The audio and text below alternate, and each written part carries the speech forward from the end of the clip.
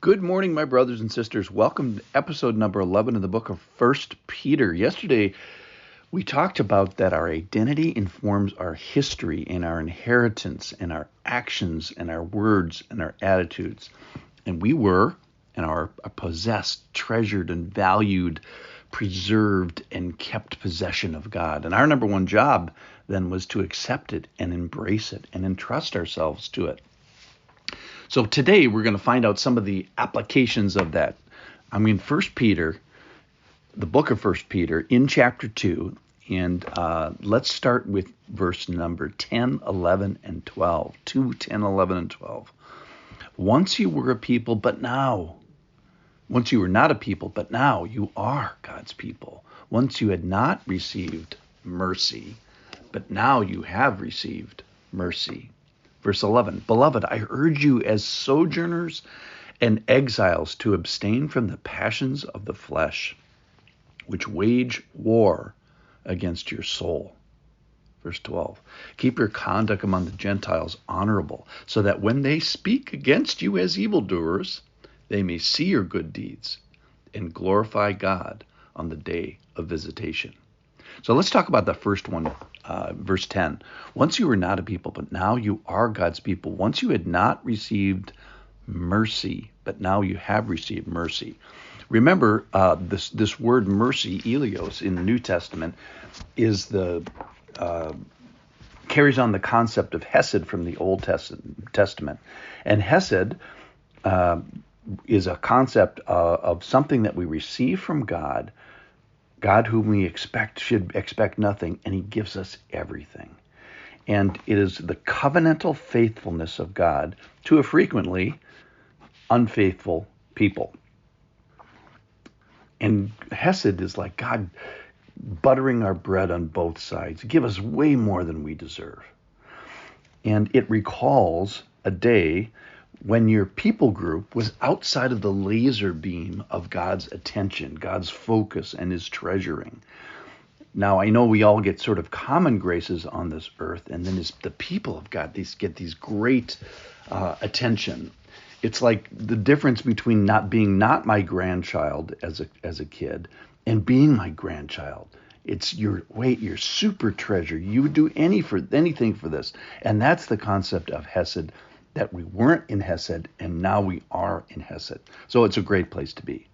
The second concept here, verse 11, I urge you as sojourners and exiles, sort of these alien people, abstain from the passions of the flesh, which wage war against your soul. So let's talk about passions of the flesh for a second. This is a battleground. It's a field of battle that everybody gets. Everybody gets a zipper. And you can do this wrong. In fact, it's probably more commonly done wrong. Some people don't even know it's a war. So here he's reminding them, you guys are not exactly part of the common thread in our society. You're sojourners, you're exiles, you're citizens of a different kingdom, and you're going to be living by a different ethos. And many people in our society don't even realize that this area, our passions, are an area that we are at war.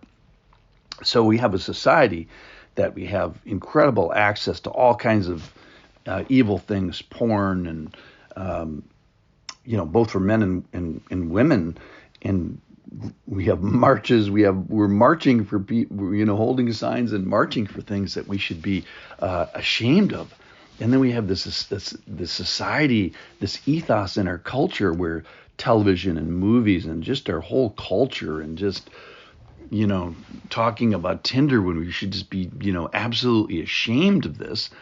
And it's just normal and part of our culture. The point is, God has given us a body that is made to crave. What a blessing it is. Life would be boring, I suppose, without that. And what we do with that craving can be done right and certainly can be done wrong. And in today we see our culture trying to borrow the benefits of marriage without its commitment, without its protection, and without its covenant. We've already talked about God's covenant. And then the final thing for today is keep your conduct among the Gentiles honorable, so that when they speak of you as evildoers, they may see your good deeds and glorify God.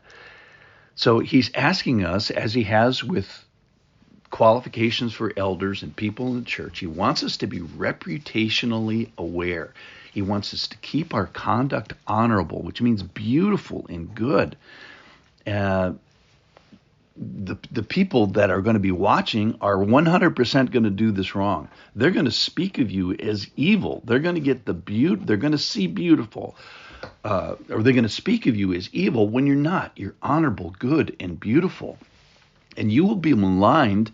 Words will be spoken against you that will be reputationally offensive. But here's the thing.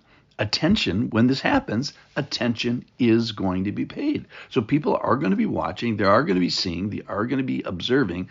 And kind of the idea behind this verse is a witness with effect. So they're going to see now and, speak evil against it, speak wrongly about it, misinterpret it. But in the end, they're going to praise, glorify, exalt, and extol the Lord. And by my study of this, when they glorify God, glorifying God is only something that believers do. So the point is, why are you supposed to be acting in a certain way and being reputationally aware? So other people can glorify God. That is so they become believers. And that on the day of visitation, they're part of God's kingdom. They're not outside of God's kingdom. So it's an amazing concept that our behavior, our actions, our conduct among the Gentiles, that its beauty can result in the salvation of new brothers and sisters. So today, let's enjoy God's hesed. Let's enjoy his covenant and remember that we're in covenant with him. Let's be careful with our zippers. It's a huge battleground area. It's an area that our souls are at war, and let's do it right. And let's be reputationally aware and keep our actions beautiful so that we encourage other people to become believers and become part of God's kingdom on the day of visitation. So let's watch our conduct. You're not the only one watching. Thanks for listening.